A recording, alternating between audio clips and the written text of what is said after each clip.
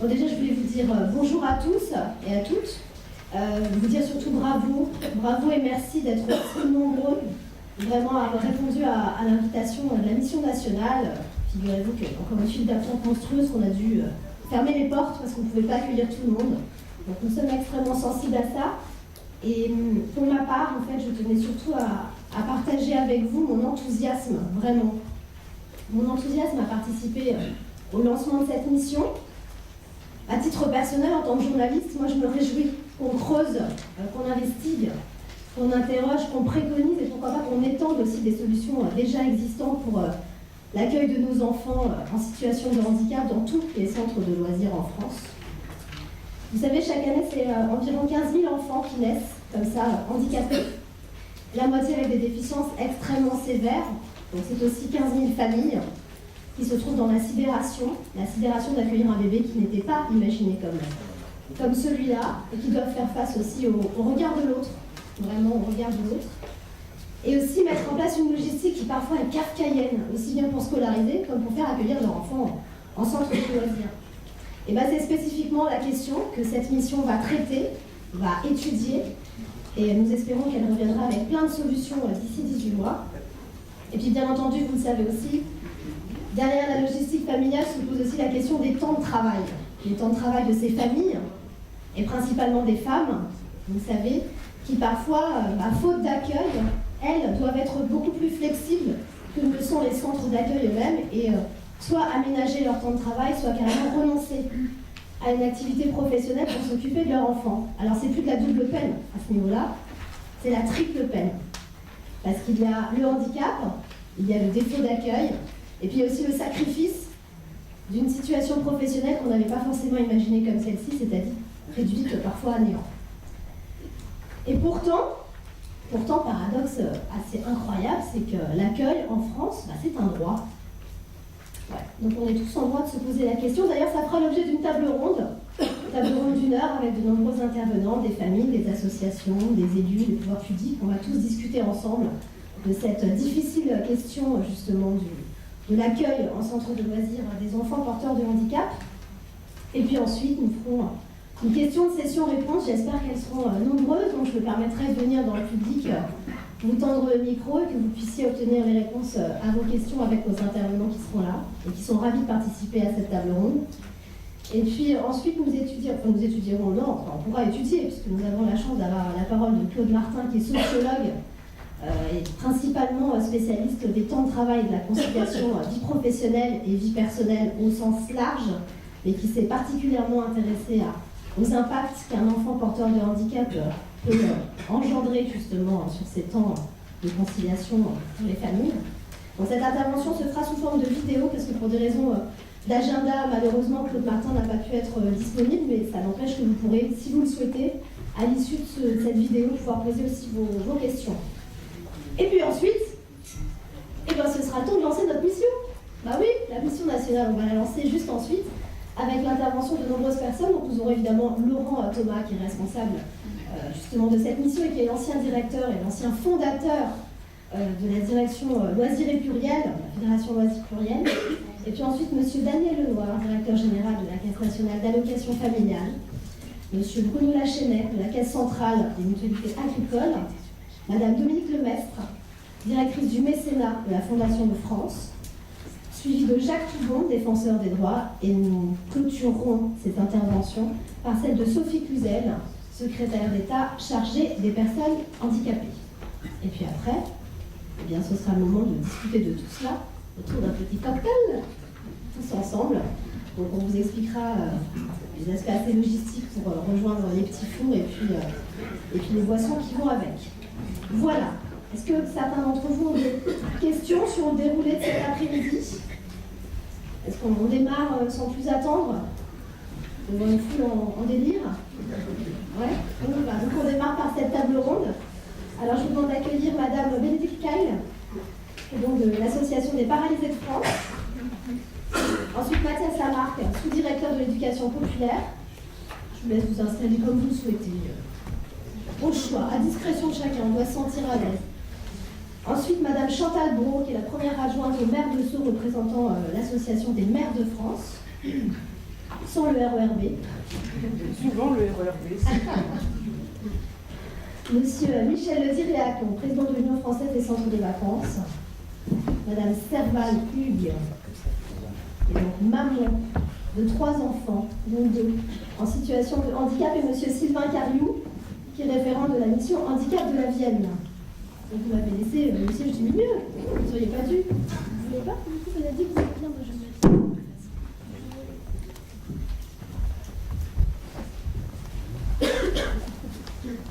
Alors on va.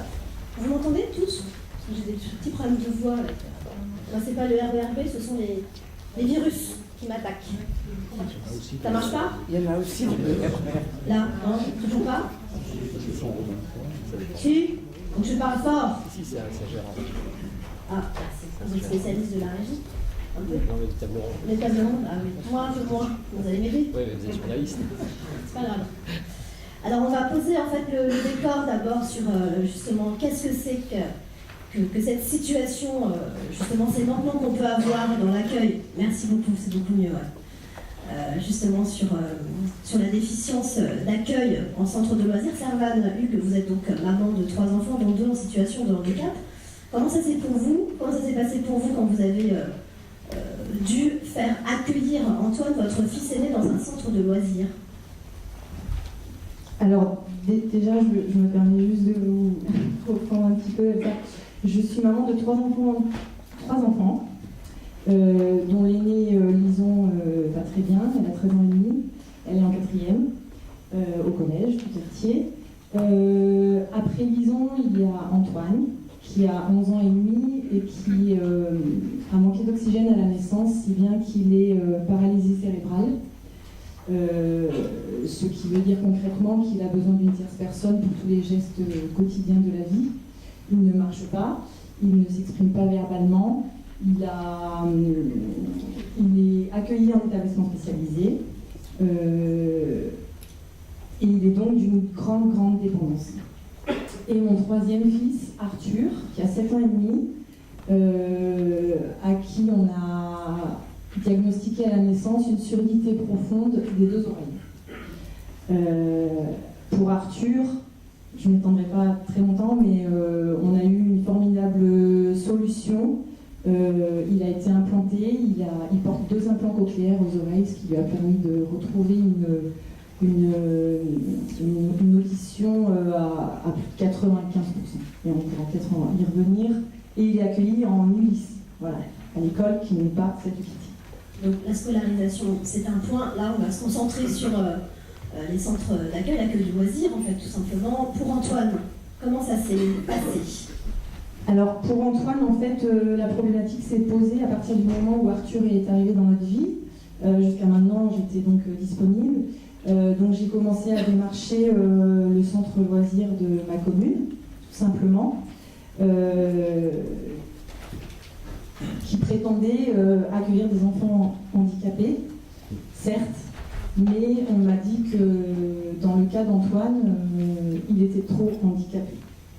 On vous l'a dit comme ça, tel quel? Oui, je ne m'étendrai pas parce que c'est assez douloureux de revenir sur cet épisode. C'est vrai qu'Antoine est un cas compliqué. Il souffre d'épilepsie, donc je crois que ça fait très peur. Mais Antoine est bien plus qu'un cas, un numéro. Voilà. C'est une situation, une famille derrière. Donc, Monsieur Lamarque, qu'est-ce qu'elle dit la loi sur le sujet, en fait, sur l'accueil loisir des enfants porteurs de handicap? Bonjour à toutes et à tous. Les accueils de loisirs ne relèvent pas de l'obligation de mettre en place. C'est-à-dire qu'un accueil de loisirs peut être mis en place par une collectivité ou une association, mais ça ne relève pas, comme l'enseignement scolaire, d'une obligation légale. Ce qui veut dire qu'à partir du moment où la collectivité peut décider de mettre ou de ne pas mettre en place, c'est une fois qu'elle a décidé de mettre en place que là, effectivement, les principes de non-discrimination s'appliquent. Mais donc là, on était dans le cas qui a été indiqué, on est bien dans une situation où un enfant, enfin une famille, souhaite inscrire un enfant dans un accueil collectif. Un accueil collectif, qu'est-ce que c'est? C'est un projet, des locaux, de l'encadrement. possible dans cet ordre-là. Après, ça peut être des locaux, l'encadrement après. Et ça veut dire que les locaux doivent être conformes et doivent pouvoir accueillir tout le monde. Ça, il n'y a pas de souci particulier, c'est un cadre qui s'applique. Le projet, ça c'est souvent la difficulté, c'est que ce qui est dit dans les textes, c'est qu'un projet éducatif doit tenir compte des spécificités des enfants. Je fais court pour les grands spécialistes des accueils collectifs de mineurs, je peux vous dire tout le truc, mais doit tenir compte des spécificités des enfants et notamment de ceux qui connaissent une situation de handicap. Et là, ou des risques psychosociaux.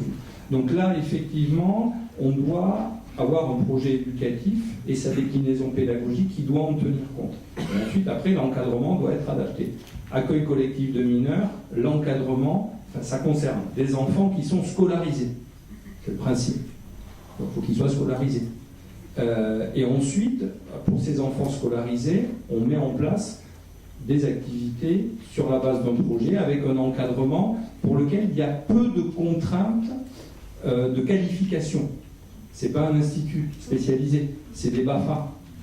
9 jours de formation. Bien. Et ce qui est normal, puisque cette qualification-là correspond à un permis de conduire de l'animation.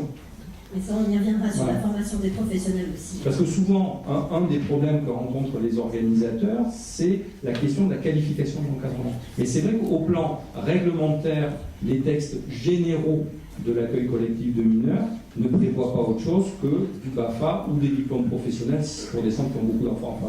Alors vous me dites si je comprends bien ce que vous venez d'expliquer. La première des choses, c'est qu'il faut que l'enfant soit scolarisé pour bénéficier potentiellement d'une place dans un centre de loisirs.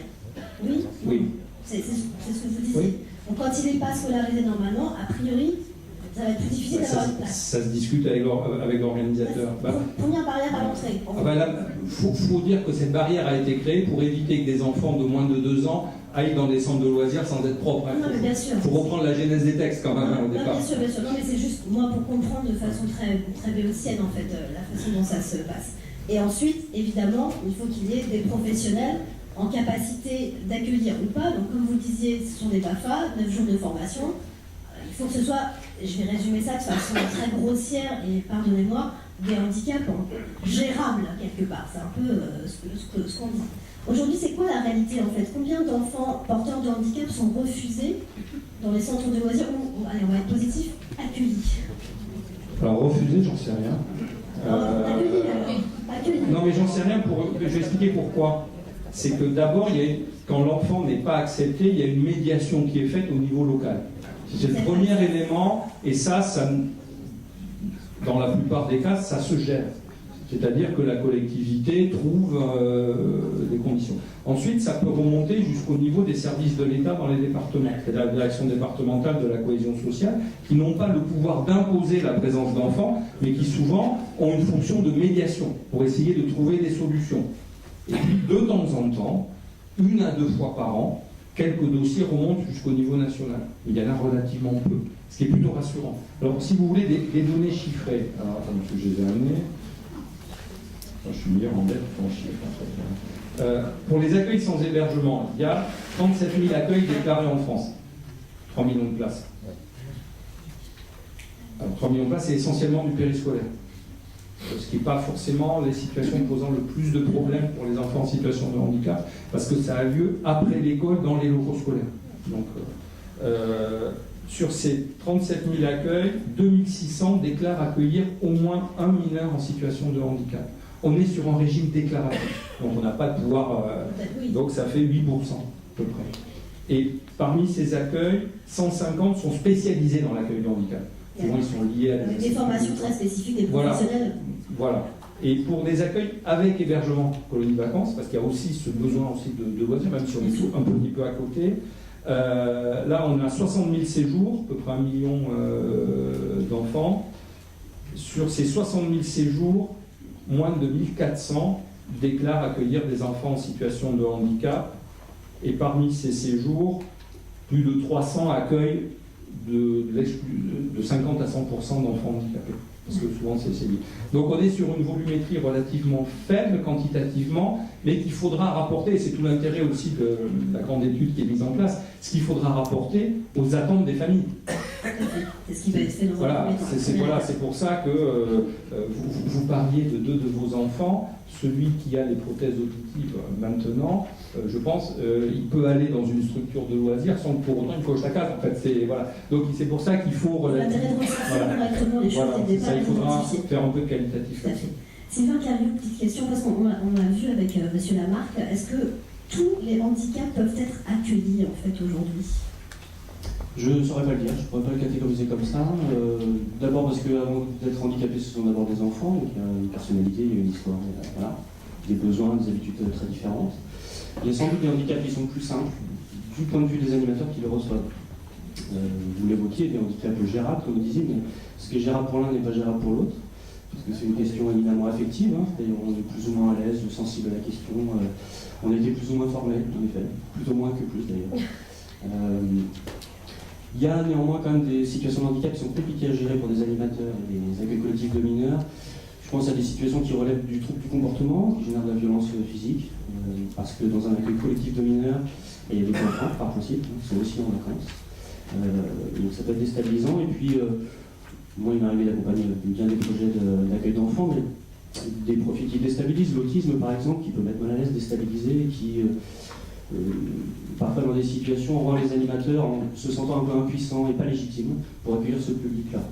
Beaucoup par méconnaissance, hein, par représentation, c'est-à-dire que je n'ai pas été sensibilisé à la question du handicap, on va pas... Formation, encore une fois. Sensibilisation d'abord, c'est-à-dire lever les représentations, et puis après en effet bosser la formation, c'est-à-dire développer des compétences professionnelles. Ils les ont, les animateurs, parce que ce qu'on leur demande, c'est d'accueillir un enfant comme les autres, alors en aménageant, naturellement. Mais on leur demande pas plus, on leur demande pas d'être XP, ergothérapeute, ou que sais-je encore. C'est de développer des vacances, du vivre ensemble en collectivité pour des enfants, si possible, sur son territoire, sur son quartier, sur son village. Donc oui, il y a des profils d'handicap ou d'enfants qui sont plus ou moins facilement accueillables. Du point de vue des animateurs encore, hein, c'est pas ma conviction à moi, mais comme je les accompagne, les animateurs, je vous redis ce que je sens. Le frein il se situe quand même beaucoup au niveau de la représentation qu'on a du handicap et liée à la méconnaissance. C'est-à-dire que par principe, je ne me sens pas légitime, je ne me sens pas à l'aise, je ne me sens pas capable en effet. J'ai peur de mal faire. Voilà. D'où la nécessité de les accompagner, plus que les enfants eux-mêmes, d'abord les animateurs pour qu'ils soient en capacité de recevoir tous les enfants avec de loisirs. Et quel est le rôle justement d'un pôle appui et ressources dont vous faites partie aujourd'hui dans ce cadre-là? Quels sont les projets que vous accompagnez justement dans ce parler? Alors, moi, en effet, je coordonne un pôle ressources sur le département de la Vienne. Il y en a plein en France. On en a identifié une quarantaine, essentiellement portés par des CAF. Ils sont tous très différents. Les porteurs de projets sont tous très différents, mais quand même, ils ont tous la même volonté, qui est de favoriser l'inclusion au milieu ordinaire, c'est-à-dire permettre à des enfants d'aller sur l'accueil de loisirs de leur quartier, de leur territoire, de leur village. Certains, pour y arriver, proposent de sensibiliser les équipes d'animation. D'autres les forment, le BAFA, le VBGF, par de formation continue, vont sur les structures pour proposer des formations sur l'accueil des enfants différents. D'autres mettent à disposition des malles pédagogiques pour sensibiliser le regard autour de la différence. Certains, comme moi par exemple, il y en a plein d'autres, vont dans les centres de loisirs pour préparer effectivement l'accueil avec les animateurs et puis les acteurs éducatifs, les parents d'ailleurs. Et puis ça peut être l'éduc de l'IME, l'institut du LIS. Voilà, les acteurs éducatifs qui connaissent l'enfant pour permettre aux animateurs d'être accompagnés dans l'aménagement de leur accueil. Concrètement, c'est l'aménagement de l'espace, du rythme, des activités de loisirs aussi, du rythme d'accueil en effet, et puis du taux d'encadrement, qui est un frein important.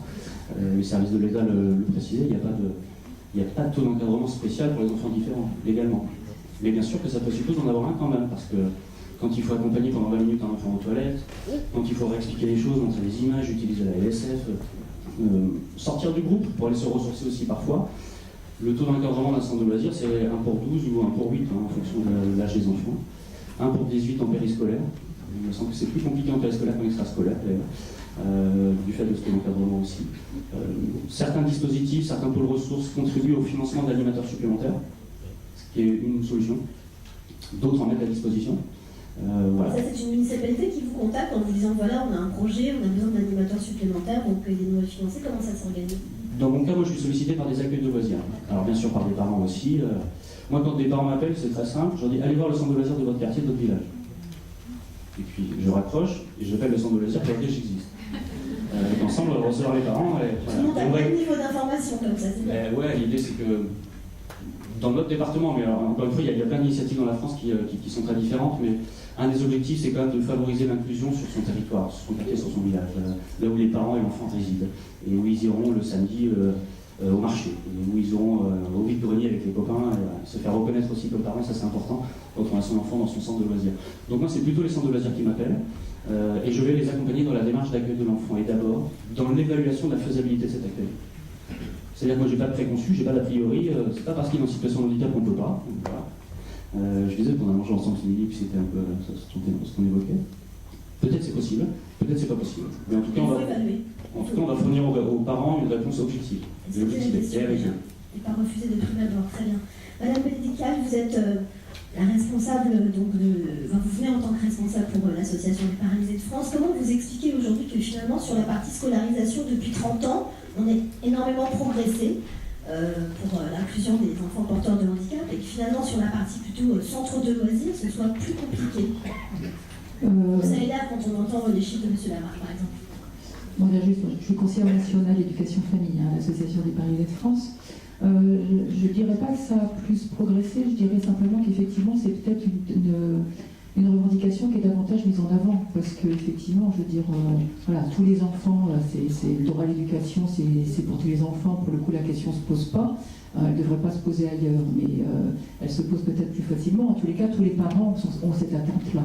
Donc du coup, effectivement, forcément, c'est une revendication que toutes les associations portent. Mais je pense que toutes les associations, et on est un certain nombre de représentants ici dans la salle, sont aussi soucieux de l'accueil dans les structures, que ce soit les structures petite enfance, que ce soit les structures de loisirs ou les structures de vacances, parce que bien évidemment, ça fait partie de toute façon de la vie de tout un chacun. Voilà. Après, je ne suis pas certaine que ça ait avancé beaucoup moins, je pense que ça avance surtout très différemment. Je pense que autant effectivement sur les questions de scolarisation, on a un interlocuteur avec le ministère qui est clairement identifié. On a effectivement du coup des acteurs qui sont plus faciles aussi, qui sont plus connus. Après sur tout ce qui est centre de loisirs, centre de vacances, on a des acteurs qui sont beaucoup plus pluriels. Donc je pense qu'on est aussi dans des difficultés par rapport à ça pour que ça avance.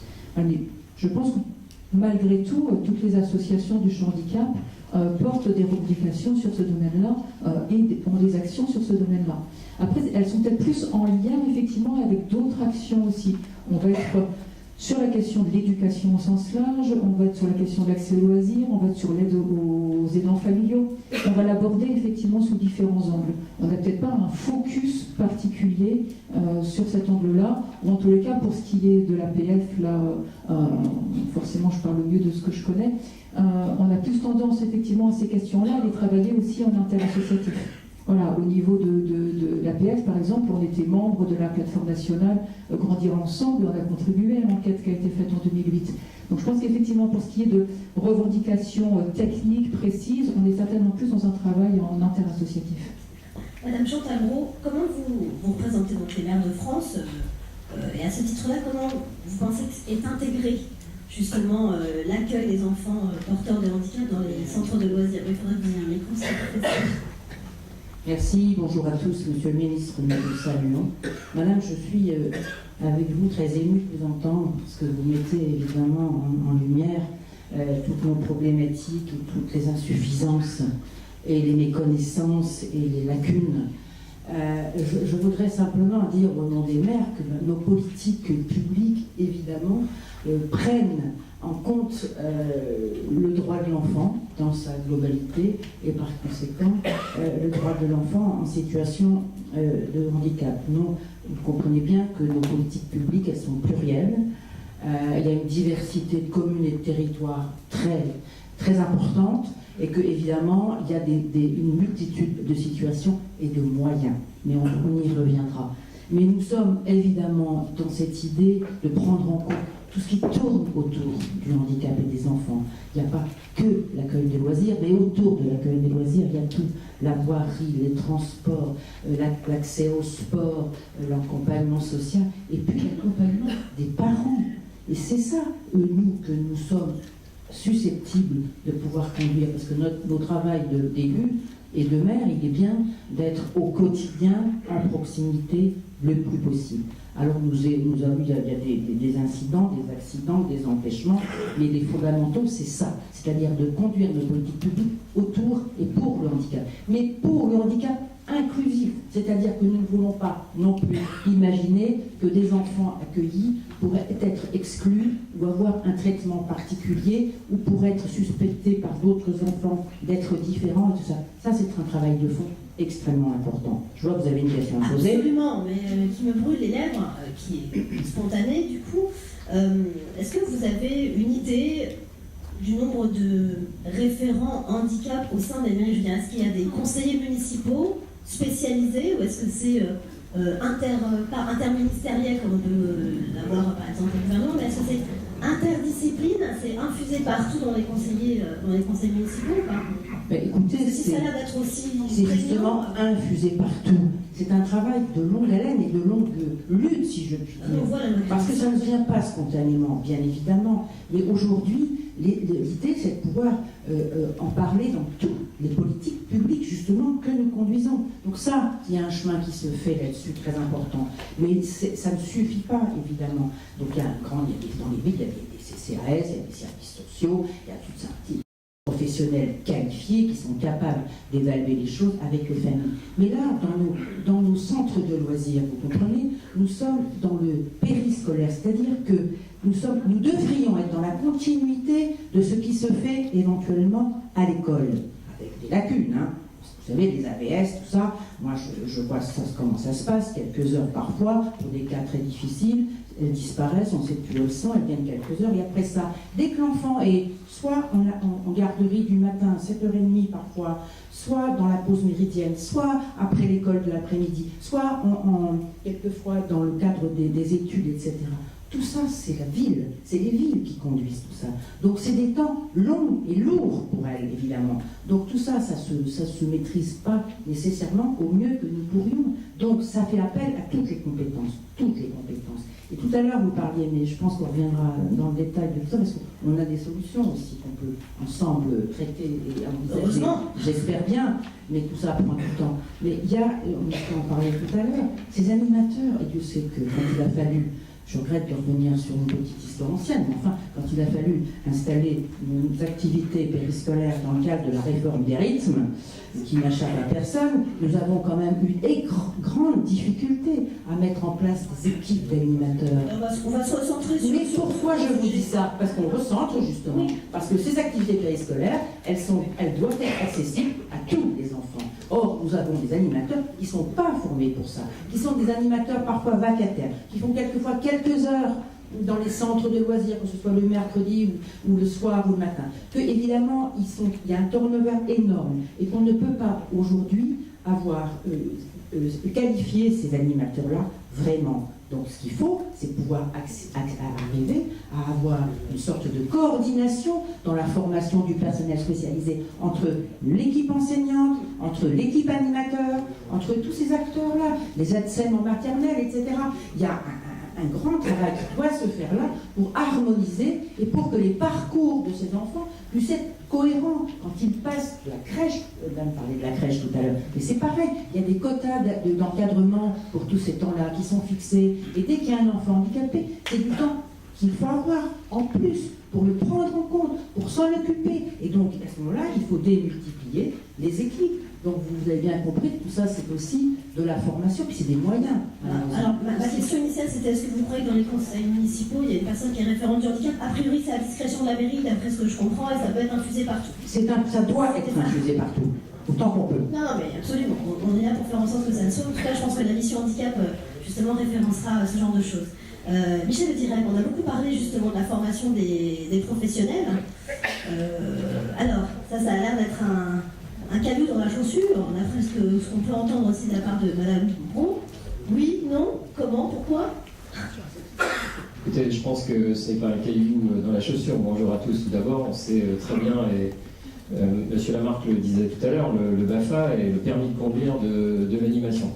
Une fois qu'on a dit ça, on a dit l'essentiel.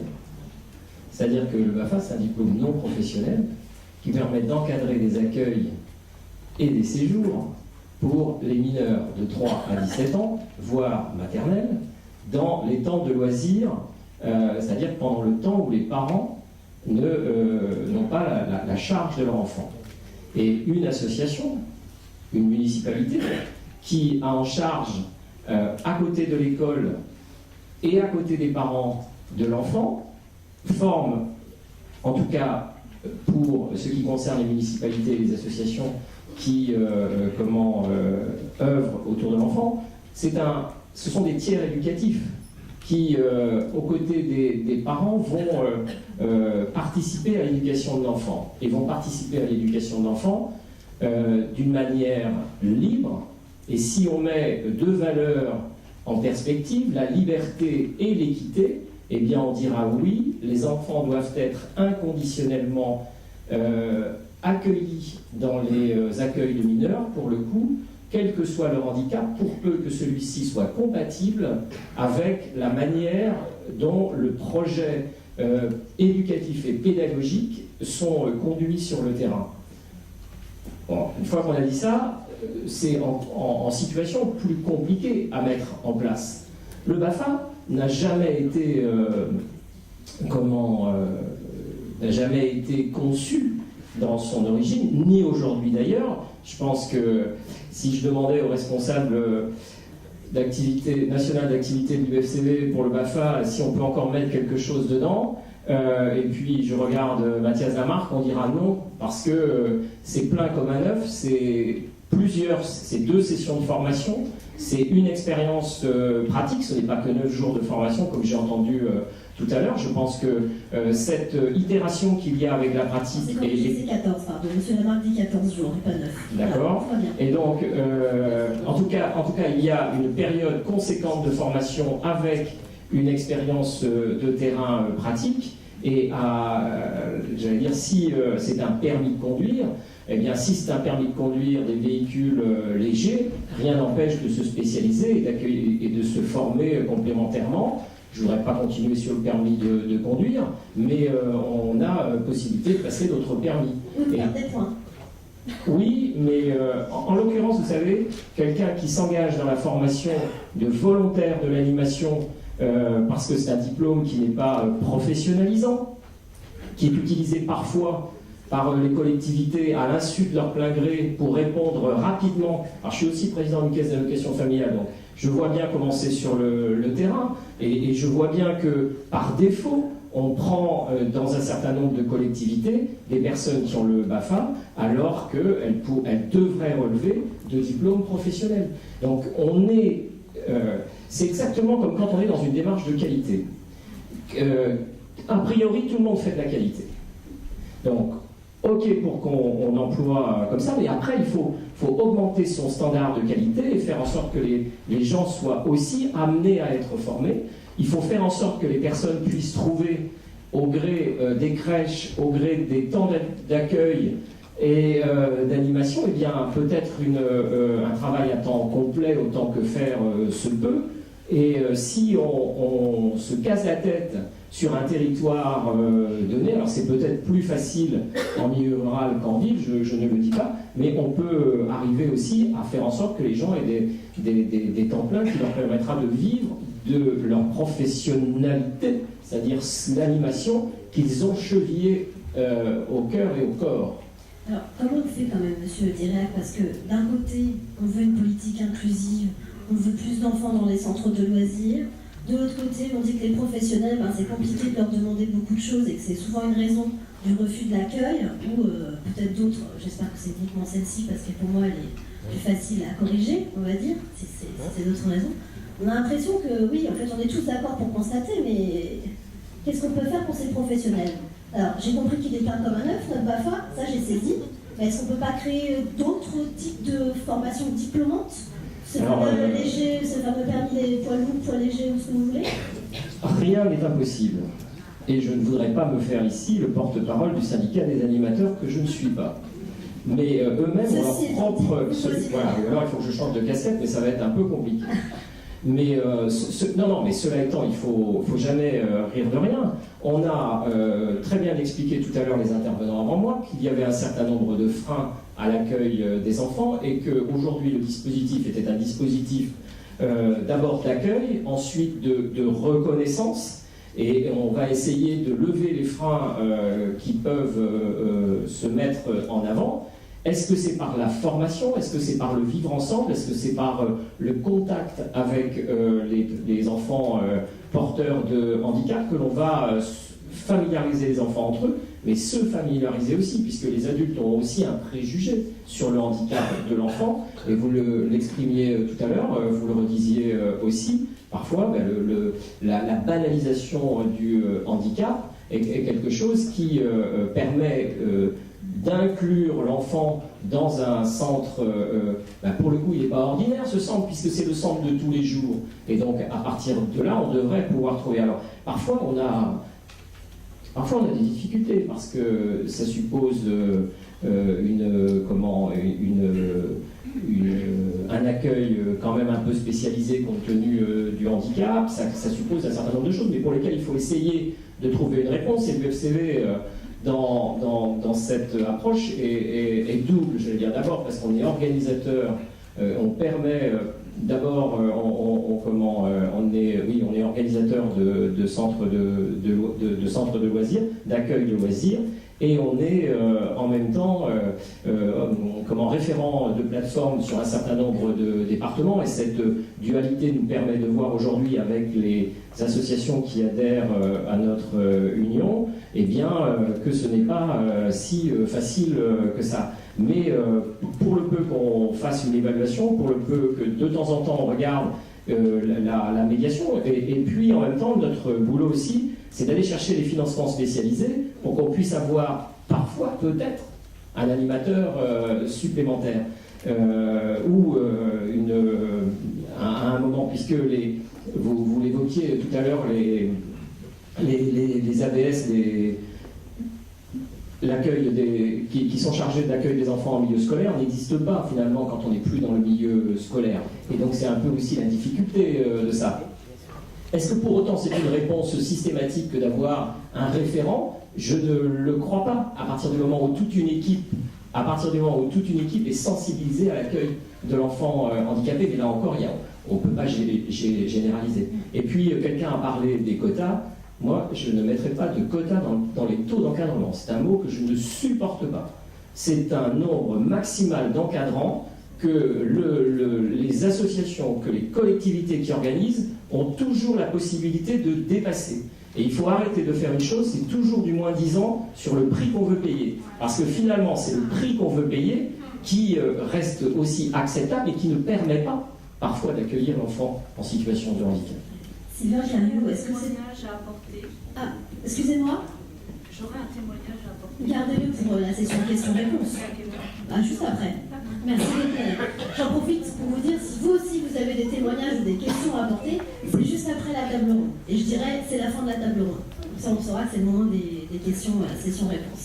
Est-ce que c'est pas un peu le serpent qui se mord la queue? Parce qu'on parle justement du vivre ensemble, que voilà, si on veut être aussi en capacité d'accueillir, d'aller un peu plus loin dans son empathie, il faut commencer tôt. Au final, le tôt, c'est quand on est petit. Donc c'est justement dans ces structures-là. Donc, oui, ça existe aussi. Il y a des pôles ressources à destination des établissements du jeune enfant, les crèches, les assistants, les RAM, les relais d'assistants maternels. En effet, c'est une des solutions, une des pistes, une des portes d'entrée. C'est-à-dire qu'on peut partir du principe que, à la fois, quand on a côtoyé dans sa plus jeune enfance des enfants différents, ça se banalise et donc ça se facilite. Mais le problème de l'inclusion, c'est pas le problème des enfants entre eux. C'est pas ce qu'on constate. C'est le problème des adultes et des structures, plus généralement. Mais ces enfants-là deviendront des adultes après. Oui, c'est un pari sur l'avenir, c'est clair, oui, bien sûr. Mais là, c'est maintenant qu'ils grandissent, donc c'est maintenant qu'il faut mettre en place des choses. En effet, alors cela dit, sur les crèches par exemple, il y a plein de pôles ressources à destination de la petite enfance en France, qui accompagnent aussi les structures, parce que c'est une réalité un peu différente des accueils de loisirs, néanmoins il y a des freins quand même qui existent. Le vivre ensemble est sans doute plus facile, parce qu'un enfant qui ne marche pas, c'est pas très grave, un enfant qui n'est pas propre, c'est pas très grave, c'est le propre de la crèche. Par contre, les représentations, les freins, les difficultés à gérer des enfants différents existent chez les professionnels de la petite enfance aussi, qui ne sont pas particulièrement formés. Je veux dire, quand on est éducatrice jeunes enfants, on aborde très peu la question du handicap en formation, par exemple. Une auxiliaire de puériculture. Pardon ? Une auxiliaire de puériculture. Oui, mais oui, c'est de périculture, je connais bien, parce que je vis avec une d'entre elles, je vois bien son contenu de formation. Quoi. Or, elle peut être amenée, en effet, demain à côtoyer des enfants différents. C'est vrai sur les accueils de loisirs, c'est-à-dire qu'on a des animateurs qui se spécialisent pas vraiment, mais en tout cas qui ont une sensibilité autour de ce public-là, qui vont donc faire des stages de perfectionnement handicap, alors 5 jours, bon. Le problème, c'est que demain, en situation professionnelle, on ne choisit pas son public, quoi. N'importe quel animateur peut être amené demain à côtoyer, accueillir et prendre soin d'un enfant en situation de handicap. Donc, la question du handicap, de mon point de vue, mais pour ce qui est de l'apport d'entrée formation, devrait s'aborder dès le BAFA base, c'est le tronc commun de la formation. Après, il y a plein d'établissements, plein d'organismes de formation très différents. Est-ce qu'on a les mêmes troncs communs? Est-ce qu'on partage? Ça, c'est encore le chantier. Cela dit, la formation a une réponse, je suis d'accord, c'est pas la seule, hein, c'est un des leviers qu'on peut activer. C'est pas la seule. Je crois qu'il faut quand même accompagner aussi en situation pratique les animateurs quand ils se confrontent réellement à une situation particulière. En termes affectifs, ça fait peur, ça me dégoûte, ça me déstabilise, ça me fait violence, et on peut entendre ça, c'est tout à fait entendable. Et puis en termes pratiques, quoi. Comment je fais pour accompagner cet enfant qui a, je sais pas, 14 ans, mais qui a la maturité d'un enfant de 6 en termes de jeu? Comment je fais pour l'accompagner aux toilettes, parce que moi je ne le sais pas faire techniquement, voilà. Comment je fais pour favoriser la communication de ce petit gars avec ses copains alors qu'il ne parle pas? Est-ce qu'il y a des méthodes alternatives qu'on peut mettre en place? Les pôles ressources, ils ont au moins cet intérêt-là, c'est l'accompagnement des équipes. Et concret. Parce que les situations elles sont concrètes. Hein. On peut faire de la théorie sur le handicap et puis sensibiliser au handicap. Demain, sont des enfants d'abord. Ils sont tous différents et accompagnés de manière en effet réelle et pratique. On va revenir là, on a compris. Donc on a posé le décor, on voit les contraintes qu'il peut y avoir. Il y a aussi une contrainte, en tout cas un impact assez fort justement du refus d'accueillir des enfants dans des centres de loisirs, c'est sur la famille, sur les temps des familles. J'aimerais qu'on revienne sur votre situation. Serva, vous êtes un peu le fil rouge de cette table ronde. Quel a été l'impact justement sur votre famille d'un point de vue temps de travail, vie quotidienne, gestion logistique, organisation du fait qu'Antoine n'était pas accepté en centre de loisirs? Déjà, j'aimerais revenir à une chose très basique, c'est que quand on accueille un enfant dans sa famille, qui est son propre enfant, jamais en tant que parent on peut être préparé à ça. C'est un véritable tsunami qui s'opère en vous, mais pas seulement vous. J'ai envie de dire que c'est un bouleversement identitaire au niveau de toute la famille, y compris les frères et sœurs qui sont pas touchés, qui sont touchés du coup par le handicap du frère et sœur, mais pas eux restent valides entre guillemets. Tout est organisé en fonction de l'enfant porteur de handicap. Tout est rythmé en fonction de lui. Et finalement, il faut s'entourer. Donc, à la maison, c'est le défilé des kinés, des psychomotriciens, des vendeurs de matériel médical. Enfin, voilà, on se retrouve en fait avec une maison qui est sans arrêt en coup de vent. Et aussi, on s'entoure d'auxiliaires de vie. Moi, j'ai quand même un petit cliché à dire, c'est qu'on a compté avec Lison depuis qu'Antoine est né. Nous avons accueilli, ils sont venus. Ils sont 19 à être venus à la maison parce que les auxiliaires de vie, ce sont des contrats courts, ils viennent, ils repartent parce que c'est un métier usant, largement rémunéré en dessous de ce qu'il faudrait.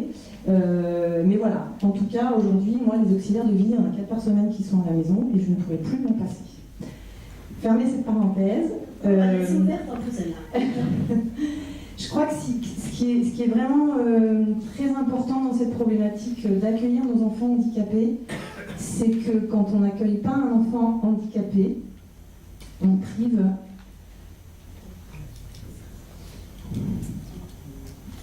sa mère de pouvoir travailler.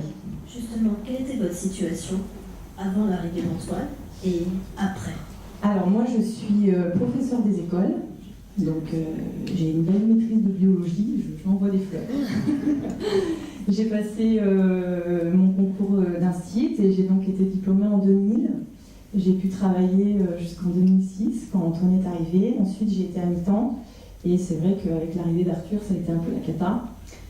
Aujourd'hui je suis toujours en disponibilité. Le suivi médical de nos enfants, le fait de ne pas avoir forcément le relais qu'on attendrait de la part justement du périscolaire, de l'extrascolaire, finalement, et ben, ce sont les mamans qui en pâtissent beaucoup. Aujourd'hui, je pense que travailler, c'est avoir un passeport social. Aujourd'hui, on est 2/3 des mamans d'enfants handicapés à ne plus travailler, ou alors à ne plus travailler. Certaines ont pu reprendre, mais avec un taux moindre que 100%. Donc j'aimerais que finalement, cette question de l'accueil de nos enfants dans les centres de loisirs, on se recentre un peu sur, oui, l'équilibre en fait de la famille. Parce qu'on est d'accord, accueillir un enfant handicapé quand c'est possible, ça va lui apporter plein de choses. Mais derrière, il y a les frères et sœurs, et il y a les parents, et il y a les mamans. Bénédicte Cagne, justement, vous agissez en tant qu'association, sous forme de lobby, je dirais, pour faire en sorte que ces temps de conciliation vie pro et perso puissent exister, parce que là, en fait, il n'y a plus de vie pro, de ce qu'on comprend du témoignage de Serval. Oui, bien sûr, ça c'est effectivement un de nos rôles, hein, même si c'est pas le seul. On agit, on revendique, déjà en étant effectivement dans des lieux qui permettent de le faire. Hein, je veux dire, je pense que j'ai un certain nombre de collègues dans la salle au Conseil national consultatif des personnes handicapées, par exemple, qui nous permet de porter un certain nombre de choses. Également en étant présent dans des lieux comme la commission petite enfance de l'INIOPS, par exemple, qui nous permet de porter cette question-là et de faire en sorte que ce soit plus facilement pris en compte après au niveau de la CAF, par exemple, hein, parce que du coup, c'est des structures qui sont consultées. Donc, être dans les lieux de consultation. Je citais le CNCPH tout à l'heure. J'ai entendu il n'y a pas longtemps qu'il allait avoir une enquête de la DGCS sur petite enfance et handicap. Bon, ben, bien évidemment, on a demandé à être auditionné dans ce cadre-là. Donc on essaie de participer effectivement à toutes les instances qui nous permettent de porter des revendications. Donc que ce soit directement sur cet aspect-là, ou comme le disait très justement Madame, on est aussi sur tout ce qui est revendication en termes de conciliation des temps. Et là, plus effectivement aussi par rapport à toute la question des aidants familiaux, ce qu'elle est, hein, puisqu'à partir du moment où effectivement on fait des choses par rapport à son enfant que tout parent normal ne fait pas, on est aussi en position d'aidant familial. Donc on a aussi effectivement toutes ces revendications-là pour permettre la conciliation des temps. Elles sont nombreuses les familles justement à vous solliciter là-dessus, ou c'est votre démarche aussi qui est proactive, vous sentez que ça monte de plus en plus ce genre de problématique, en tout cas que ça ressort? Oui, ça remonte de plus en plus. Aussi peut-être parce que la parole est plus libre, peut-être aussi parce que, mine de rien, même s'il y en a encore plein, il y a peut-être moins de questions qui se posent avec l'école. On est sur les problèmes de mise en œuvre après, mais au moins le principe est acquis et que du coup on ose peut-être plus aussi parler de ce qu'il y a autour. Mais en tous les cas, oui, on a de plus en plus de situations qui nous remontent. Et après, c'est justement tout le travail collaboratif entre associations, travail aussi avec le défenseur des droits, c'est-à-dire qu'il nous permet aussi de faire remonter des situations et d'arriver par le biais de recommandations. Enfin, moi, je me suis encore appuyée sur eux la semaine dernière, sur un accueil, sur un temps de cantine. Voilà, je veux dire, donc il nous permet effectivement de faire avancer les choses à ce niveau-là. Monsieur Méziréab, justement, quelles seraient les perspectives et les attentes d'une association comme la vôtre pour renforcer l'accès?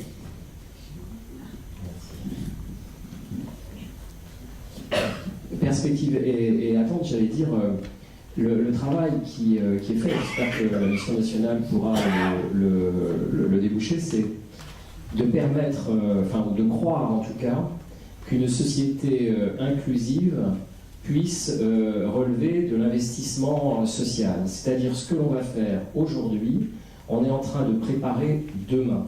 Et ça suppose de rendre flexible un certain nombre d'approches, d'enlever nos œillères si nous en avons, d'être encore plus exigeants sur la manière avec laquelle on va organiser les choses pour permettre justement cette véritable inclusion. Voilà le fil rouge qui devrait nous conduire, parce que il finalement, j'allais utiliser un travers que je ne vais pas prendre, mais tout ce que nous pouvons bâtir, organiser et construire ensemble sera notre société de demain. Et effectivement, si les enfants et les jeunes porteurs de handicap, mais ce sont avant tout des êtres humains, et il n'y a pas de différenciation à avoir, c'est-à-dire que c'est véritablement notre société qui doit les accompagner, qui doit les inclure. Et à partir de là, évidemment, au quotidien, on a vu tous les freins qui doivent être levés, ils sont parfois pas très compliqués, et parfois un peu plus compliqués. Et la question de la relation avec la famille sur l'évaluation du handicap et de la manière avec laquelle on va pouvoir, parce que parfois il y a aussi des contraintes techniques qui ne permettront pas, notamment au bâti, qui ne permettront pas d'accueillir des enfants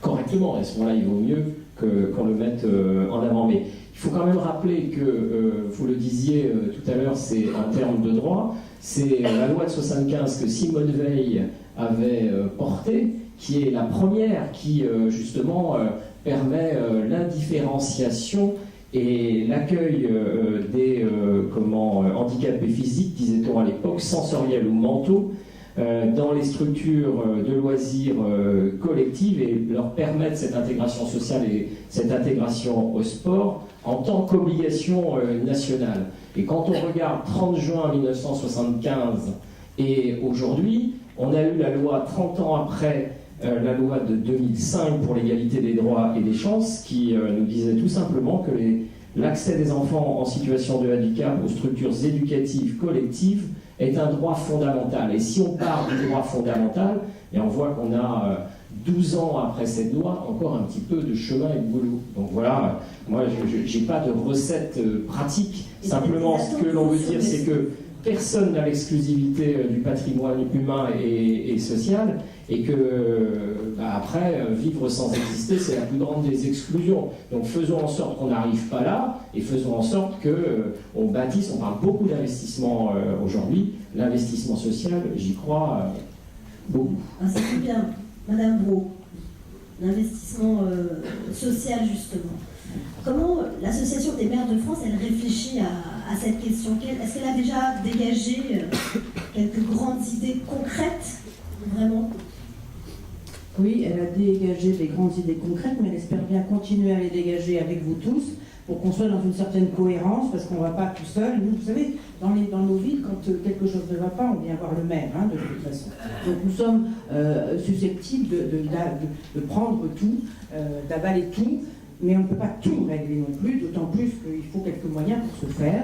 Et nos compétences, elles s'élargissent année après année, décennie après décennie. Mais nous avons une conscience et une responsabilité de nos concitoyens. Donc nous, tant qu'on peut avancer dans cette logique que vous décrivez, etc., évidemment, nous serons là. Vous savez, il y a aussi des maisons départementales du handicap. Oui. Eh bien, je ne sais pas pourquoi, mais ce n'est pas là-bas qu'on va, c'est au maire qu'on demande un rendez-vous, bien sûr. Bon. Donc, à un moment donné, il faut harmoniser aussi tous les moyens, dont les parents ne connaissent pas forcément l'existence, tous d'ailleurs. Alors, il y a aussi des handicaps plus diffus, comportementaux, etc., qui déstabilisent aussi nos gens, nos personnels municipaux. Donc, tout ça, ça procède de la même idée qu'on n'est pas prêt. En mon avis, nous ne sommes pas prêts à pouvoir conduire les vraies politiques publiques qui pourraient faire avancer ces questions-là.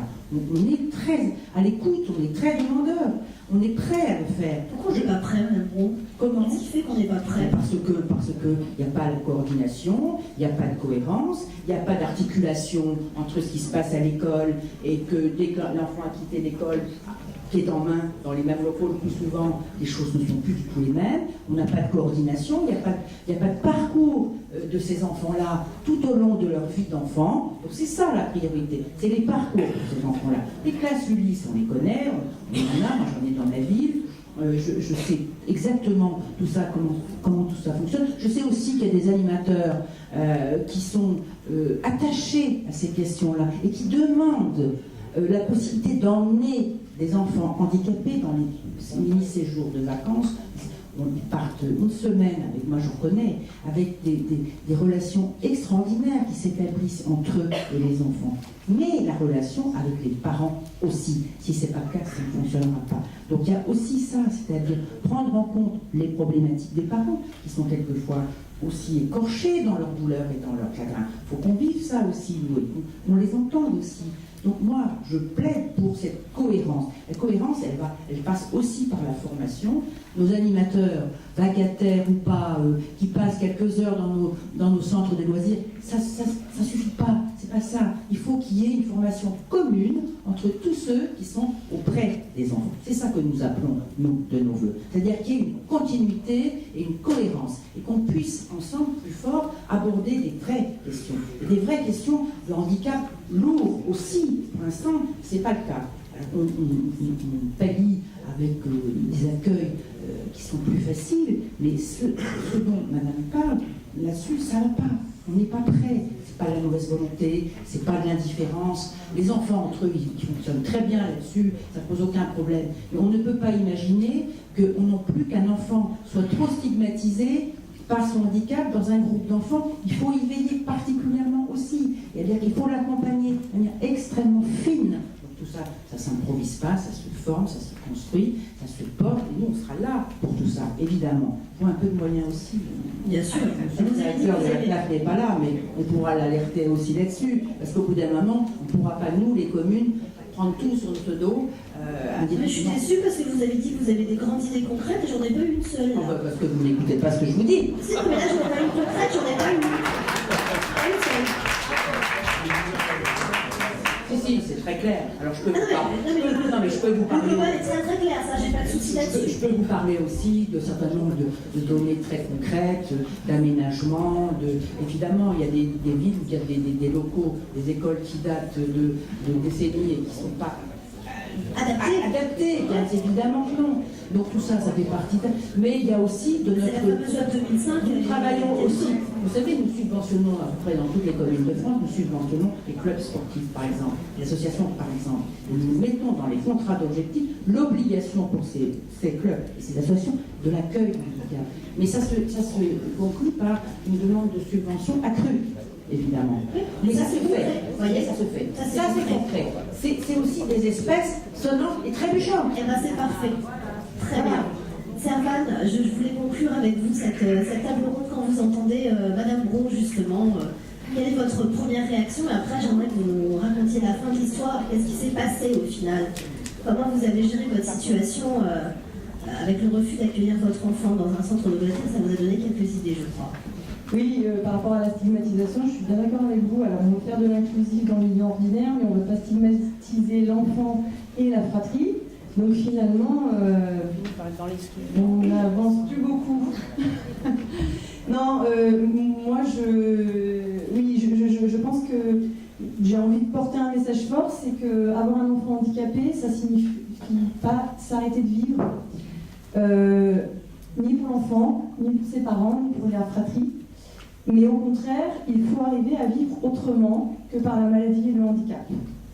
Et justement, la question des loisirs, je pense qu'elle est fondamentale dans nos familles, que nos enfants puissent accéder aux centres de loisirs, aux vacances, dans les le droit au loisir. Le droit au loisir, tout à fait. Alors, c'est vrai que nous, maman, on a donc deux aspirations. C'est le droit d'exister en travaillant. Et on veut confier nos enfants en toute sécurité. Ça, c'est important quand on a des pathologies très lourdes de sécurité. Et donc poursuivre notre vie professionnelle. Moi, ne trouvant pas de solution sur place, je me suis renseignée sur Internet de ce qui existait sur ma commune. Éventuellement, j'ai passé les limites de ma commune pour aller un peu plus loin, pour voir s'il y avait des choses possibles avec mon fils lourdement handicapé. Et je n'ai rien trouvé. J'ai trouvé quelque chose un peu plus loin en France, à mon grand désarroi. C'était la Fédération Loisirs Pluriels. Fédération Loisirs Pluriels, c'est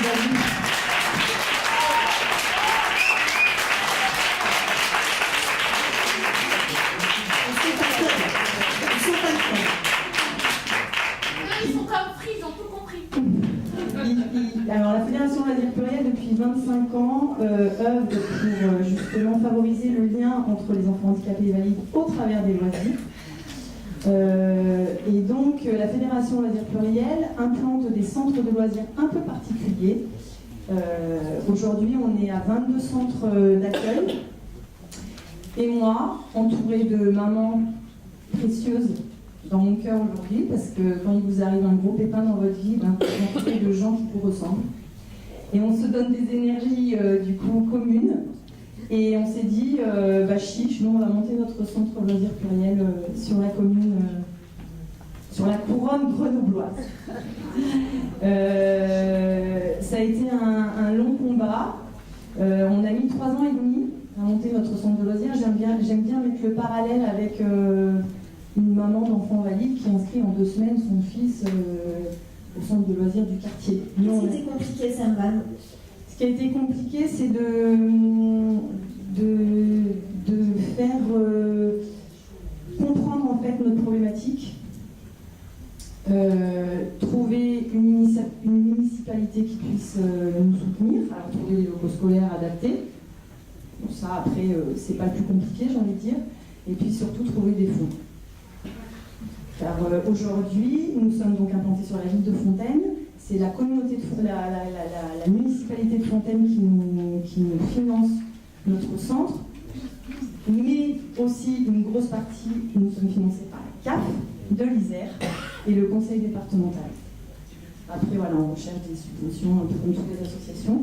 Donc, on a créé notre association Loisirs Pluriels Porte des Alpes en novembre 2013 et nous avons ouvert notre centre Loisirs Pluriels à Fontaine en avril 2016.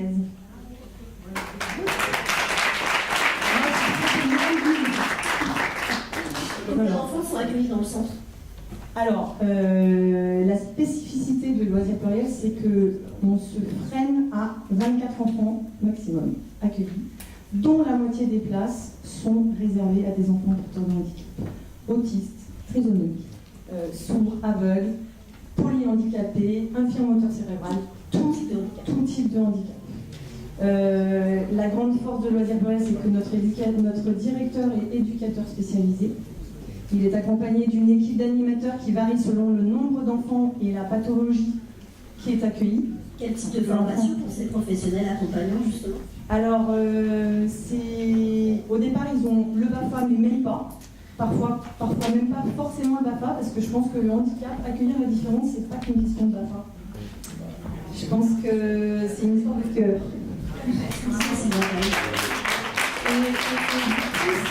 Ces animateurs, écoutez, ils sont formés 3 fois, une journée dans l'année, auprès d'un service de la Fédération Loisirs Pluriels qui recentralise un petit peu tout ça. La grande force, c'est que nous avons un animateur pour 3 enfants. En moyenne, ça veut dire qu'un enfant autiste qui a besoin d'un animateur pour lui tout seul, parce qu'il va partir en courant, on ne sait où, il aura son animateur.